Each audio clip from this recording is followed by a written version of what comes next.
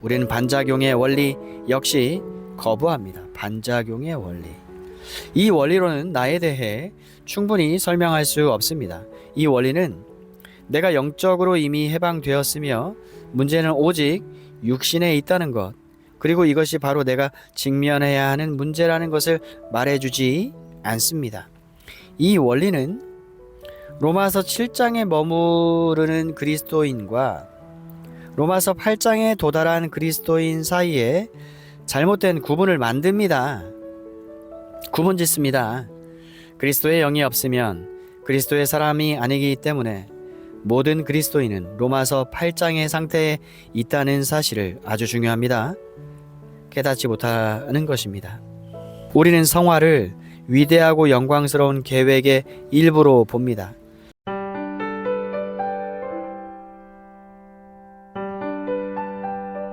로마서 6장, 7장, 8장이 말하는 성화, 오늘의 주제입니다. 마틴 로이드 존스 목사님이 가르칩니다.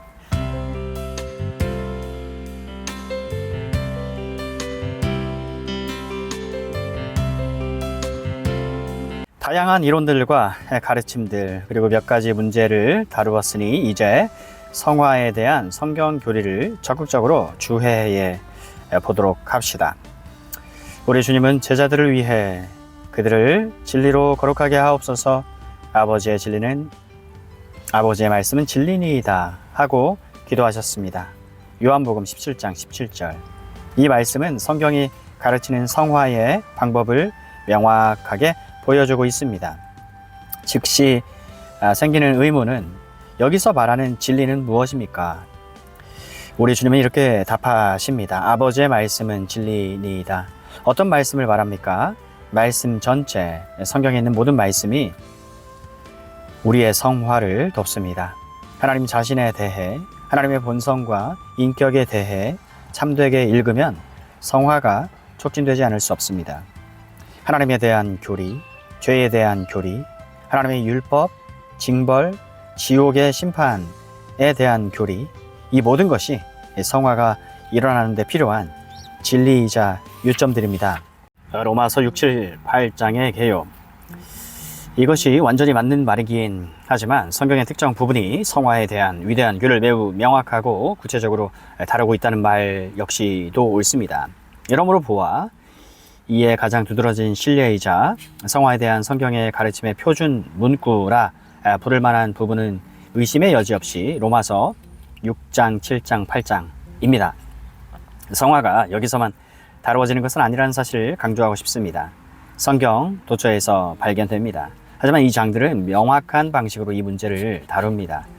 이렇게 된 이유는 물론 사도 바울이 첫 5장에서 칭의라는 위대한 교리를 다루고 나서 로마 교회 몇몇 성도들이 그 교리로부터 잘못 추론해낼 수 있을 법한 문제를 다루고 있기 때문입니다.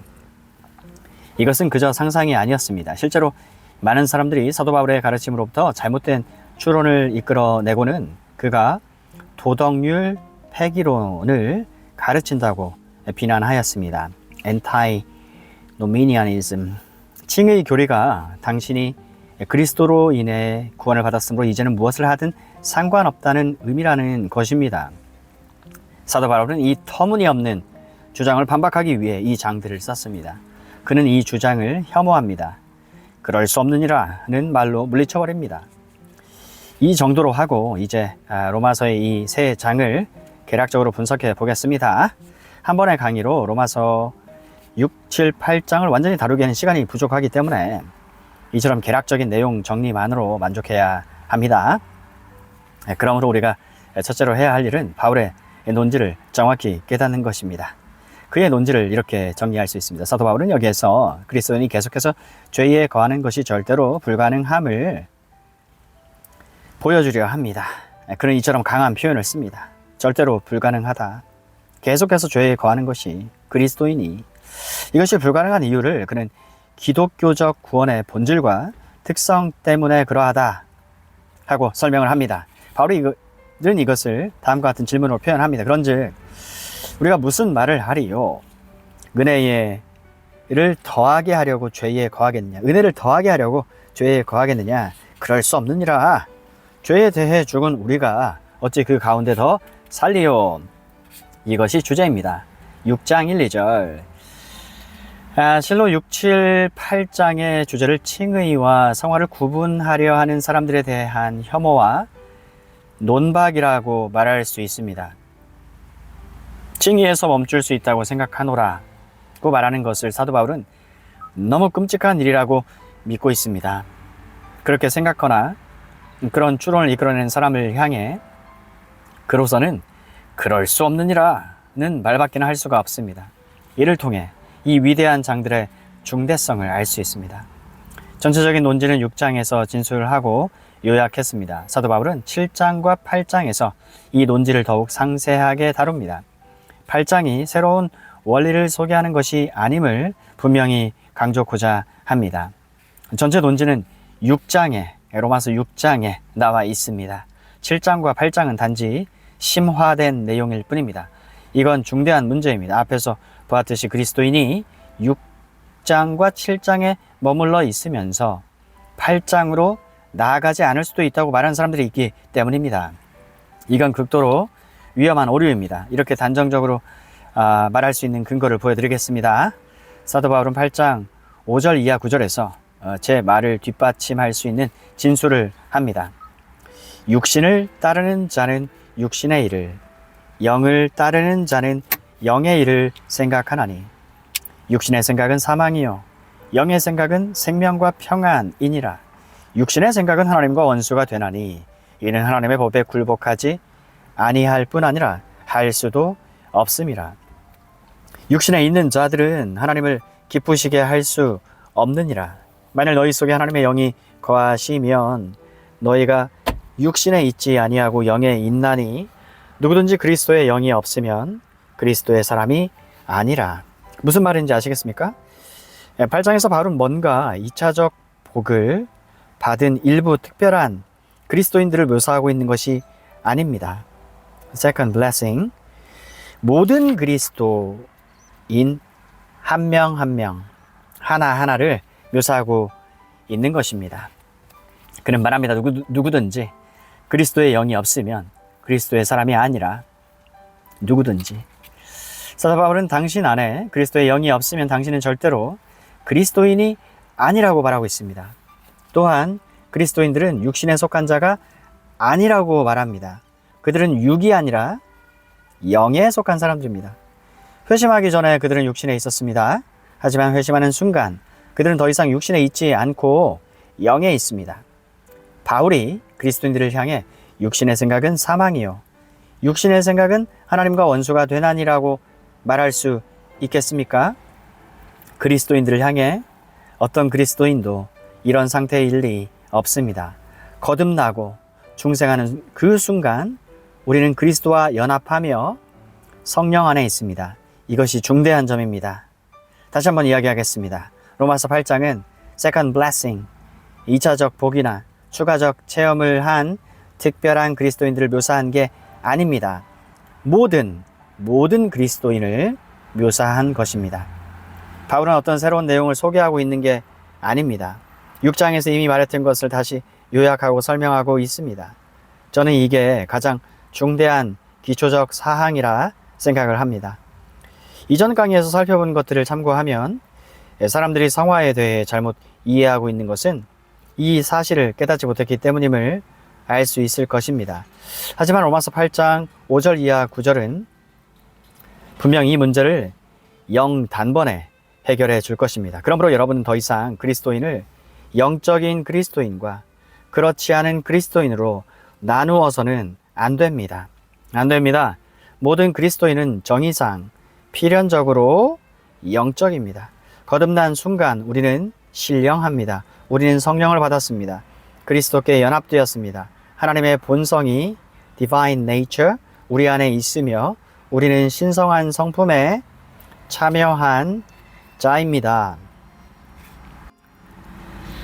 로마서 6, 7, 8장의 내용 분석, 전체 가르침을 요약하기 위해 개관을 살펴보았습니다. 이제는 좀 더 자세히 들어가 보도록 합시다.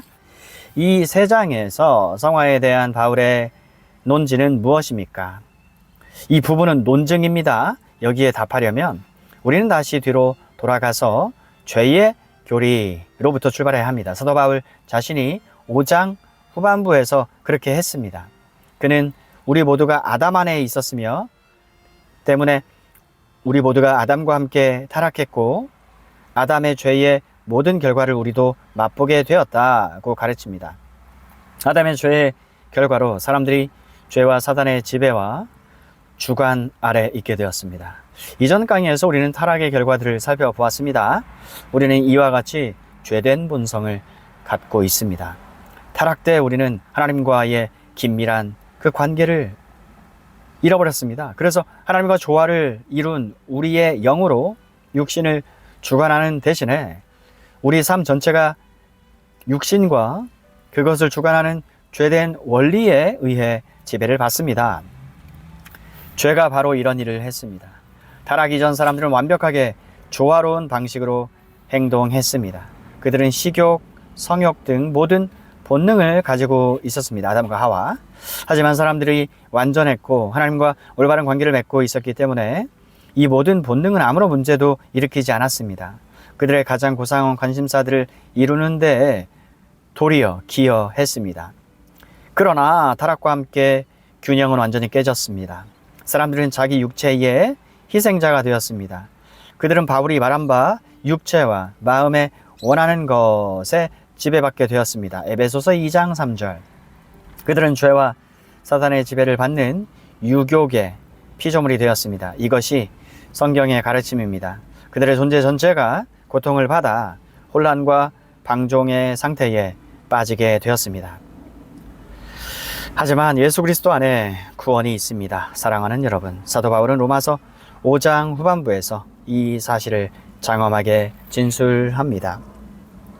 그러나 죄가 더한 곳에 은혜가 더욱 넘쳤나니 5장 20절. 그러므로 여기에 구원이 있습니다. 하지만 이 구원은 어떤 종류의 구원입니까? 단지 죄사함만을 말하는 것입니까? 여기에 대한 대답은 영원히 아니요입니다. 6장 초도에서 사도 바울은 바로 이 사실을 말하고 있습니다. 그는 어떤 사람들이 다음과 같이 말하리라고 상상합니다. 오히려 잘 됐어요. 우리 죄는 모두 그리스도가 처리했어요. 죄가 더한 곳에 은혜가 더욱 넘쳤다고 했잖아요. 그러니 우리가 얼마나 많이 죄를 짓든 아무 상관이 없지요. 사실상 우리가 죄를 더 많이 지을수록 은혜가 더 넘친다고 말할 수도 있잖아요. 나는 나의 죄가 사해진 것을 알아요. 때문에 내가 무얼 하든 상관없어요. 나는 그리스도 안에 있고 안전해요. 어떻게 살아도 문제 없죠. 사도 바울은 2절에서 그럴 수 없느니라. 그는 이런 생각을 비난하고 있습니다. 왜 그랬습니까? 그리스도 안에 있는 우리의 구원은 부분적인 구원이 아니라 전적인 구원, 완전한 구원이기 때문입니다. 이어서 6, 7, 8장의 위대한 구절들을 통해 그는 이 주제를 파헤치고 입증합니다. 제가 생각기로 가장 중대한 구절은 로마서 6장 14절입니다. 죄가 너희를 주장하지 못하리니 이는 너희가 법 아래에 있지 아니하고 은혜 아래 있음이라. 바울의 말을 잘 살펴보십시오. 죄가 너희를 주관해서는 안 된다고 말하는 게 아닙니다. 그는 죄가 너희를 주장하지 못하리니 라고 말합니다. 14절. 이런 일은 허용되지 않을 것입니다. 여러분이 율법 아래 있지 않고 은혜 아래 있기 때문에 죄가 여러분을 주관하지 못할 것입니다. 바울이 이 일이 어떻게 해서 일어나는지 보여줍니다. 근본 원리는 우리와 그리스도와의 연합입니다. Union with Christ. 우리는 연합의 교리를 앞에서 다루었지요. 성화에 앞서 그 교리를 다루어야 하는 이유가 바로 이 때문입니다. 5장 후반을 다시 읽어보면 거기서 말하는 논지는 우리가 아담 안에 있었던 것처럼 이제 우리는 그리스도 안에 있다는 것임을 알 수 있습니다. 우리는 아담이 한 일의 모든 결과를 거두었고 마찬가지로 그리스도께서 하신 일의 모든 결과를 거두었습니다. 이 두 가지가 대응을 이룹니다. 이게 무슨 의미입니까? 우리는 모든 면에서 그리스도께 결합되었습니다. 우리는 몇몇 측면에서만 주 예수 그리스도께 결합된 것이 아니라 전적으로 결합되어 있습니다. 우리는 그리스도를 나눌 수 없습니다. 앞서 보았듯이 우리는 그리스도와 함께 십자가에 못 박혔습니다. 이것은 6장에서 확인할 수 있습니다. 우리는 그리스도와 함께 죽었고 함께 장사되었으며 그의 죽으심을 본받아 연합했고 그리스도와 함께 살아났습니다. 에베소서 2장 6절도 보십시오. 또 함께 일으키사 그리스도 예수 안에서 함께 하늘에 앉히시니 바로 그 순간에 일어난 일입니다. 아니면 고린도전서 1장 30절 너희는 하나님으로부터 나서 그리스도 예수 안에 있고 예수는 하나님으로부터 나와서 우리에게 지혜와 의로움과 여기서 멈추면 안 됩니다. 지혜와 의로움과 거룩함과 구원함이 되셨으니 그리스도는 이미 우리 그리스도인들에게 이 모든 것이 되셨습니다. 그러므로 어떤 그리스도인들에게는 그리스도가 오직 칭의만 된다고 말하는 것보다 더 위험하고 비성경적인 일을 상상이나 할 수 있겠습니까? 사람들은 그리스도가 그들에게는 아직 거룩함이 아니십니다. 그들은 앞으로 거기까지 나아가게 될 것입니다. 그렇게 말합니다. 그러나 성경은 정반대로 말합니다. 그리스도는 우리에게 이 모든 것들이 되셨습니다. 그리스도는 나눌 수 없습니다. 우리는 그리스도 안에 있고 그분과 연합했습니다. 우리는 언제나 그리스도의 전부를 소유합니다. 우리는 이 점을 반드시 이해해야 합니다. 그래서 어떤 일이 벌어집니까? 사도 바울 자신은 다음과 같이 추론합니다. 우리가 그리스도와 연합했기 때문에 우리가 그리스도와 함께 십자가에 못 박히고 죽고 장사되었다가 살아났기 때문에 바울은 우리가 율법에 대하여 죽임을 당하였다. 로마서 7장 4절. 율법은 여러분을 건드리지 못합니다. 그리스도가 죽으셨고 죄에 대하여 영단번에 율법의 마침이 되십니다. 그래서 율법은 더 이상 나에게 정죄할 것이 아무것도 없습니다. 하지만 거기서 그치지 않습니다. 사도 바울은 우리가 율법에 대해 죽었을 뿐 아니라 죄에 대해서도 마찬가지로 죽었다고 말합니다. 그럴 수 없느니라. 죄에 대하여 죽은 우리가 어찌. 로마서 6장 2절. 부정 과거 시제로 표현할 만큼 명확한 사실입니다. 그 죽음은 단번에 일어난 것입니다. 우리는 죄에 대하여 죽고 있는 것이 아닙니다. 죽은 것입니다. 이미 죽었습니다. 바울은 이 말을 여러 번 반복합니다. 우리가 알거니와 우리 옛사람이 예수와 함께 십자가에 못 박힌 것은 죄의 몸이 죽어 다시는 우리가 죄에게 종노릇하지 아니하려 함이니. 6절. 우리의 옛 자아는 십자가에서 죽었습니다. 그 일은 이미 일어났습니다. 이는 죽은 자가 죄에서 벗어나. 7절. 그것이 그리스도인입니다.